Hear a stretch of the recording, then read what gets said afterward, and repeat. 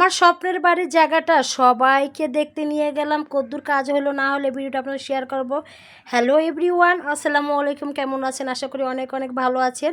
তো আজকে আমি যেই জায়গাটা রাখছিলাম বাড়ি করার জন্য, আজকে মা, চাচি, ভাবিদের, ভাইদের সবাইকে নিয়ে দেখতে যাব। সবাই অনেক আবদার করতেছিল যে জায়গাটা দেখতে যাবে, কারণ যেহেতু জায়গাটা সবাই ভিডিওতে একটু একটু করে দেখছে, সবাই শখ জাগছে আমার জায়গাটা দেখতে যাবে।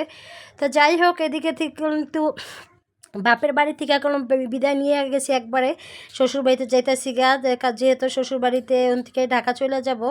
আর ঢাকা চলে যাওয়ার কারণ অনেক দিন হইলো বাপের বাড়িতে প্রায় 8-9 দিন থাকছি, অনেক এনজয় করলাম, অনেক মজা করলাম। আর যেহেতু এরকম এবার ভিডিও এরকম একটা এডিটিং করি নাই, মোটামুটি যতটুকু করছি আলহামদুলিল্লাহ।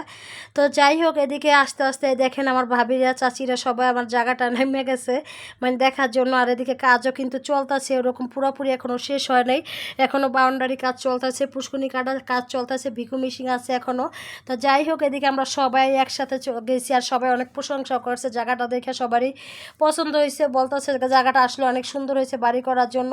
আর মাশাআল্লাহ দেখেন পুষ্করণী কিন্তু মোটামুটি অর্ধেক কাটা প্রায় শেষ পর্যায়ে হয়ে গেছে, মানে আর একটু কাটবে আর সুন্দর করবে আরও, যেহেতু এখনও শুরু হয়েছে যে কাটাটা। আর সবাই অনেক প্রশংসা করছে পুষ্করণীটা দেখে।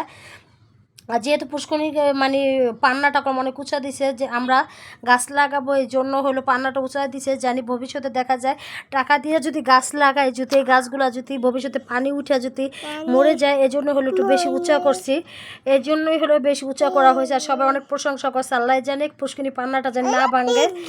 আর যেহেতু পান্না বালি মাটি, এই জন্য দেখেন অর্ধেক পানিটা কি কিউট, সবাই বলতেছিল অনেক কিউট লাগতেছিল পানিটা, মনে হয় গোসল করি এরকম। আর পুষ্করণীতে এখন তো পুরোটা কাটা হয় নাইকা, তো অনেক প্রশংসা করছে। পরে আমার শ্বশুরবাড়িতে নিয়ে তাদের নাস্তা নাস্তা খাওয়াই ওই ভিডিওগুলো করি নেই।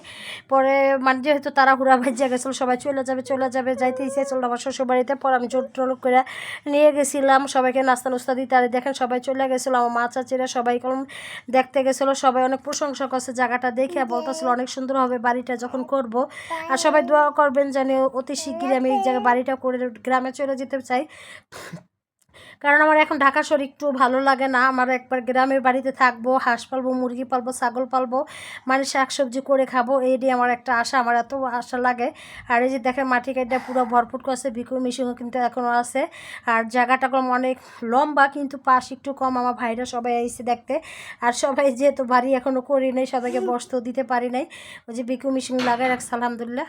তো সবাই দোয়া করবেন জানি বাড়িটা আমি খুব শিগগিরই করতে পারি। সবাই কিন্তু দেখে অনেক প্রশংসা করছে যে আসলে অনেক সুন্দর হবে বাড়িটা, মাশাআল্লাহ মাশাআল্লাহ। দেখেন পুষ্করণী রকম অনেক মাশাআল্লাহ অনেক ভালো লাগতেছিল।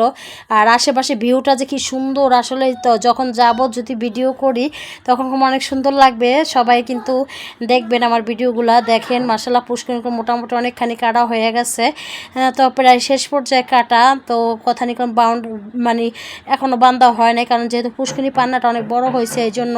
আর বিকালবেলা অনেক বাচ্চারা জায়গায় খেলতে আসে, যে সবাই পুষ্করণীতে দেখেন মাটি মুটি ফালাইতেছে, আমার ছেলে ওই জায়গা আছে। আর দেখেন আশেপাশে মাশাআল্লাহ কত কিউট লাগতেছিল জায়গাটা দেখতে।